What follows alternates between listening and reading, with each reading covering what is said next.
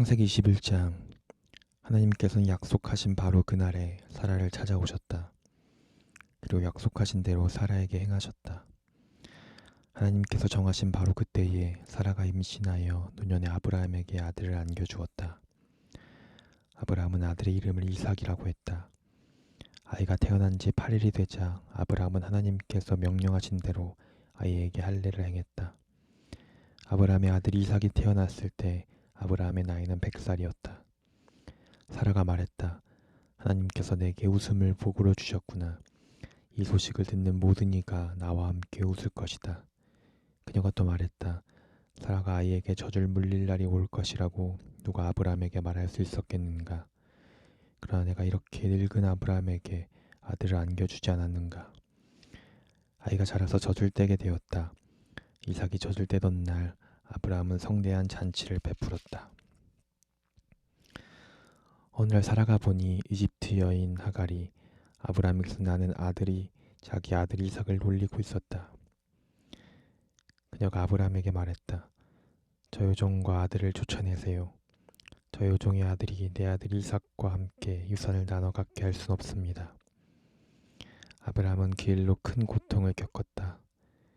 결국 이스마엘도 자기 아들이었기 때문이다. 그러나 하나님께서 아브라함에게 말씀하셨다. 그 아이와 내 여종의 문제로 걱정하지 마라. 사라가 내가 말한 대로 하여라. 내 후손은 이삭을 통해 이어질 것이다. 내 여종의 아들에 관하여서는 안심하여라. 그도 내 아들이니 내가 그도 큰 민족이 되게 하겠다. 아브라함은 이튿날 아침 일찍 일어나 얼마의 음식과 물 한 통을 하갈의 등에 지어주고 아이와 함께 떠나보냈다. 그녀는 정처 없이 길을 헤매다가 부엘세바 광야에 이르렀다. 물이 다 떨어지자 그녀는 아이를 덤불 아래에 놓아두고 50m쯤 걸어갔다. 그녀는 내 아들이 죽어가는 모습을 지켜볼 수 없구나 하고는 그 자리에 주저앉아 흐느껴 울기 시작했다. 하나님께서 아이가 우는 소리를 들으셨다. 하나님의 천사가 하늘에서 하갈을 부리며 말했다. 하갈아 어찌된 일이냐 두려워하지 마라. 하나님께서 아이의 소리를 들으셨고 아이가 공경에 처한 것도 알고 계신다. 일어나거라. 가서 아이를 일으켜 세우고 굳게 붙잡아 주어라. 내가 그를 큰 민족이 되게 하겠다. 그때 하나님께서 하갈의 눈을 열어주셨다. 그녀가 둘러보니 샘이 보였다. 그녀는 샘으로 가서 물통에 물을 가득 채운 다음 아이에게 시원한 물을 충분히 먹였다. 아이가 자라는 동안 하나님께서 이 아이 곁에 계셨다. 그 아이는 광야에 살면서 노련한 활잡이가 되었다. 그는 바람 광야에서 살았다. 그의 어머니는 그에게 이집트 여인을 아내로 얻어주었다. 그 무렵 아비멜렉과 그의 군 지휘관 비골이 아브라함에게 말했다. 그대가 무슨 일을 하든지 하나님께서는 그대 편이요. 그러니 그대는 나와 내 가족에게 어떠한 부당한 행동도 하지 않겠다고 맹세해 주시오. 이곳에 사는 동안 내가 그대를 대한 것처럼 그대도 나와 내 땅을 그렇게 대하겠다고 맹세해 주시오. 아브라함이 말했다. 맹세합니다. 그러고 나서 아브라함은 아비멜렉의 종들이 우물을 빼앗은 일을 그에게 따졌다. 아비멜렉이 대답했다. 누가 그런 짓을 했는지 나는 모르오. 그대도 그 일에 대해 내게 말해준 적이 없지 않소. 오늘 처음 듣는 이야기요. 그래야 두 사람은 계약을 맺었다. 아브라함이 양과 소를 가져다가 아비멜렉에게 주었다. 아브라함은 양떼에서 양 7마리를 따로 떼어 놓았다. 아비멜렉이 물었다. 그대가 따로 떼어 놓은 이 양 7마리는 무슨 뜻이오? 아브라함이 대답했다. 이 양 7마리를 받으시고 내가 판 이 우물이 내 우물이라는 증거로 삼아 주십시오.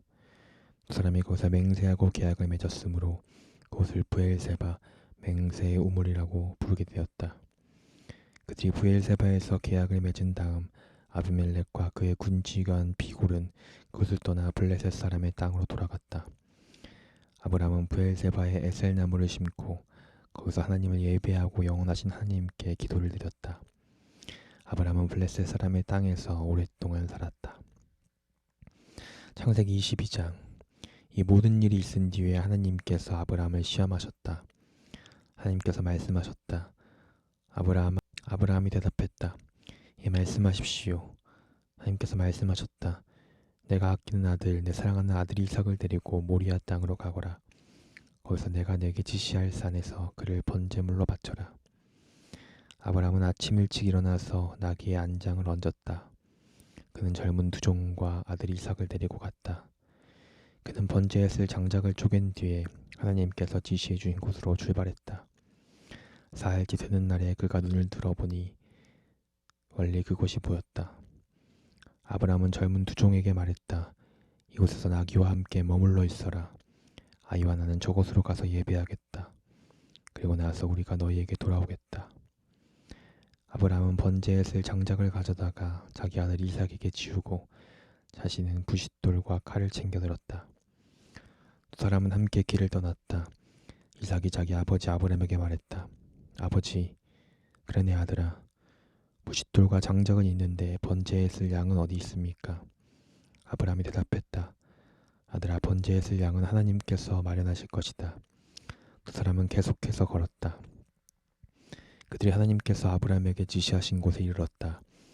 아브라함은 제단을 쌓고 그 위에 장작을 버려놓았다. 그런 다음 이삭을 묶어 장작 위에 올려놓았다. 아브라함이 손을 뻗어 칼을 쥐고 자기 아들을 죽이려고 했다. 바로 그때 하나님의 천사가 하늘에서 그를 불렀다. 아브라함아, 아브라함아, 예 말씀하십시오. 그 아이에게 손대지 마라. 그 아이를 건드리지 마라. 내가 나를 위해 내 아들, 내 사랑하는 아들을 제단에 바치기를 주저하지 않았으니 내가 하나님을 얼마나 경외하는지 이제 내가 알겠다. 아브라함이 고개를 들어 살펴보니 덤불에 뿔이 걸린 수장 한 마리가 보였다. 아브라함은 그 양을 잡아다가 자기 아들 대신 번제물로 바쳤다. 아브라함이 그곳에 이름을 여호와 이레, 하나님께서 마련하신다라고 했다. 하나님의 산에서 하나님께서 마련하신다라는 말은 거기서 생겨난 것이다. 하나님의 천사가 하늘에서 두 번째로 아브라함을 불러 말했다. 내가 맹세한다. 하나님의 확실한 말씀이다. 내가 내 아들, 내 사랑스럽고 사랑스러운 아들을 아끼지 않고 내게 바쳤으니 내가 내게 복을 주겠다. 내가 반드시 내게 복을 주겠다. 내가 내 자손을 하늘의 별처럼 바닷가의 모래처럼 번성하게 하겠다. 내 후손이 원수를 물리칠 것이다. 내가 내 말에 순종했으니 땅 위의 모든 민족이 내 후손으로 인하여 복을 받게 될 것이다. 그 후에 아브라함은 젊은 종들에게로 돌아왔다. 그들은 짐을 챙겨 브엘세바로 돌아갔다. 아브라함은 브엘세바에 정착했다. 이 모든 일이 있은 뒤에 아브라함에게 소식이 들려왔다. 그대의 동생 나홀이 아버지가 되었소. 밀가가 그의 자녀를 낳았는데 맏아들은 우스, 그 아래에 부스, 그브넬, 그는 아람의 아버지이다.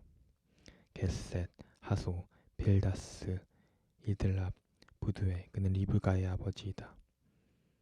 이 태어났소. 밀가는 아브라함의 동생 나홀에게서 8 아들을 낳았다. 나홀의 첩 루마도 나홀의 네 자녀 곧 데바, 가람, 다하스, 마아가를 낳았다. 창세기 23장. 사라는 127년을 살았다. 사라는 오늘날 헤브론이라 하는 가나안 땅 기랏 아르바에서 죽었다. 아브라함은 그녀를 위해 슬퍼하며 울었다. 아브라함은 죽은 아내 사라를 위해 애곡하기를 그치고 일어나서 햇사람들에게 말했다. 비록 내가 여러분 가운데 사는 이방인에 지나지 않지만 묘지로 쓸 땅을 내게 팔아서 내 아내를 안장할 수 있게 해주시기 바랍니다. 햇사람들이 대답했다. 어째서 그런 말 하십니까?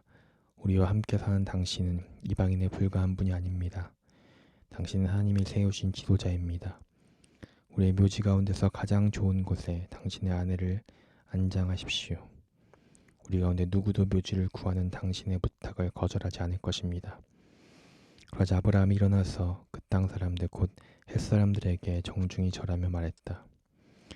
여러분이 나를 도와 내 아내를 안장할 적당한 매장지를 제공하겠다는 말이 진심이라면 날 위해 소알의 아들 에브론에게 말해주시기 바랍니다.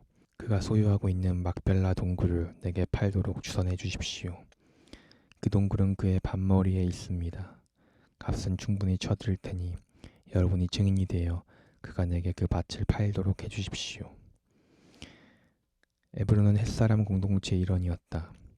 햇사람 에브론이 마을 의회의 일원인 햇사람들이 모두 들을 수 있도록 아브라함에게 큰 소리로 대답했다. 어르신 그렇게 해서는 안 됩니다. 그 밭은 당신 것입니다. 당신께 드리는 선물입니다. 그 밭과 동굴을 당신께 드리겠습니다. 내 동족이 보는 앞에서 내가 그것을 당신께 드리겠습니다. 돌아가신 부인을 안장하십시오. 아브라함이 그곳에 모인 의회 앞에 정중히 절하고 에브롬에게 대답했다. 부디 내 말을 들어주셔서 내가 그 땅의 값을 치를 수 있게 해주십시오. 내 돈을 받고 내가 가서 아내를 안장할 수 있게 해주십시오. 그러자 에브롬이 아브라함에게 대답했다. 정 그러시다면 어르신과 저 사이에 은 400세겔이면 어떻겠습니까? 어서 가서 부인을 안장하십시오. 아브라함은 에브론의 제안을 받아들이고 에브론이 햇사람의 마을 의회 앞에서 제안한 금액, 당시 통용되던 환율로 은 400세겔을 지불했다.